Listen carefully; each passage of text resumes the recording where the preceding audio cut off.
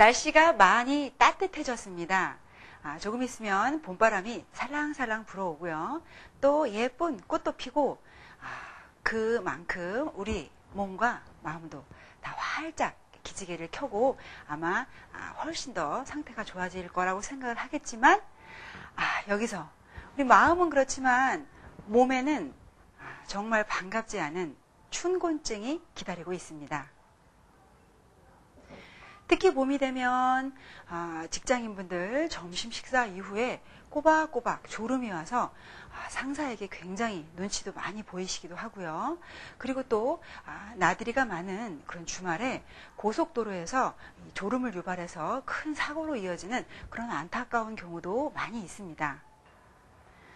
식후에 졸음이 오고 너무너무 힘들다라고 하시는 분, 그런 분도 있지만 그냥 하루 종일 너무너무 나른하고 또 어떤 분들은 입맛도 없고 굉장히 힘들다 이렇게 표현하고 계시는 분들 있는 이 춘곤증은 과연 왜 오는 것일까요? 임상에서 보면 누구에게나 춘곤증이 오래가거나 하지는 않습니다. 정상적인 신체 리듬을 가진 분이라면 잠깐 동안의 춘곤증이 오더라도 일정 시간이 지나게 되면 또 바로 회복을 해서 일반적인 정상 생활을 하실 수가 있는데 이것이 굉장히 길어지고 또 정도가 깊다고 하면 분명히 신체적으로 문제가 있다고 판단하셔도 될 정도로 문제가 있으신 분입니다. 봄은 겨우내 움츠렸던 그 신체가 따뜻한 온도에 적응하면서 활짝 펴지는 그런 시기입니다. 그래서 겨울에는 바깥의 추운 온도에 적응하기 위해서 내 내장 쪽으로 안쪽으로 혈액의 흐름이 몰리는 반면에 이것이 봄이 되면서는 점차 온도가 풀리면서 내장 쪽으로 보다는 근골격계 이 바깥쪽으로 혈액의 흐름이 몰리면서 피의 그 기세가 움직이는, 이동을 하는 그런 시기가 됩니다.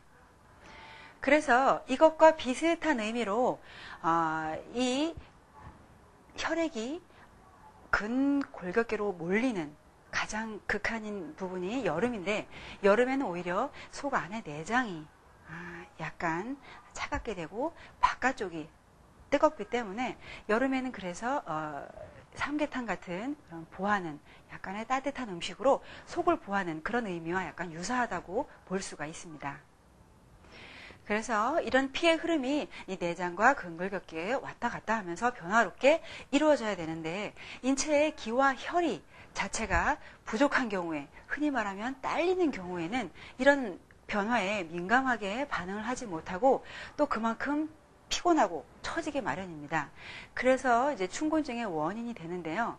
이러한 원인을 한의학적으로는 크게 세 가지로 구분을 합니다. 첫 번째로는 우리 인체의 전신의 원기가 전부 다 소모되신 분, 두 번째는 전신이라기보다는 특히 이 소화기능, 비위기능 쪽에서 기능이 처지신 분, 세 번째로는 이 신장에서 기능이 떨어지시는 분, 이렇게 세 가지 경우로 나누어 볼 수가 있습니다. 네, 이 세 가지로 나누어 봤을 때 먼저 첫 번째에 해당하는 전신의 원기가 부족한 그런 경우는 사람이 하루 종일 피곤하다고 이야기를 합니다. 그래서 아침에 일어날 때도 너무 피곤하고 또 조금만 활동을 해도 너무너무 힘에 부친다 이런 말씀을 하시고요. 그다음에 안면이 핏기가 없이 굉장히 또 창백하시기도 하고 이런 상황이 있습니다.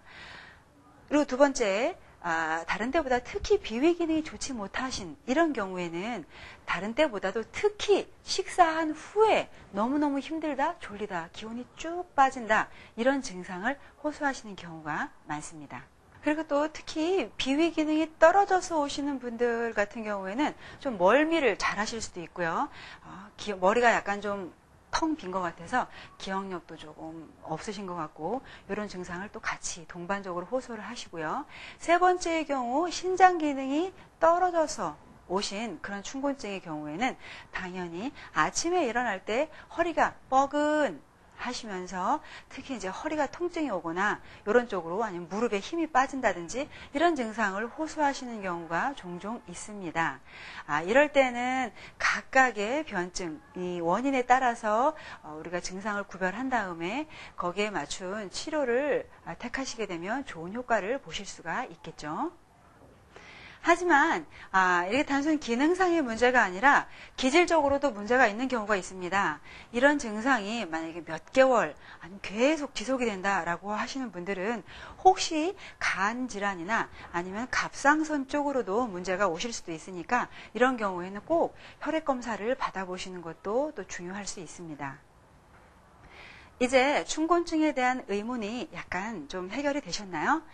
봄에는 날씨가 약간 포근해지는 시기이기 때문에 우리가 여기에 발맞춰서 조금씩 가벼운 운동도 하시면서 몸을 적응시키는 그런 시간이 필요하시고요. 또 그때의 그 기간이 있기 때문에 소화에 무리가 없는 그런 가벼운 음식을 섭취하시는 것도 또 춘곤증 예방에 도움이 되겠죠. 또 한의학적으로 이 봄은 간에 배속이 됩니다. 그리고 또 간은 푸른색에 연관이 있기 때문에 이 봄에 재배가 되는 파릇파릇한 야채를 같이 섭취해 주신다면 간 기능에도 도움이 되고 또 이 피의 흐름에도 도움을 줄 수 있으니까 춘곤증 예방에 아마 큰 도움을 줄 수 있을 것으로 생각이 됩니다. 그리고 이런 춘곤증이 계속 지속이 된다고 하면 또 적절한 의료기관을 방문하셔서 더 다시 한번 점검해 보시고 또 치료 받으시기 바랍니다.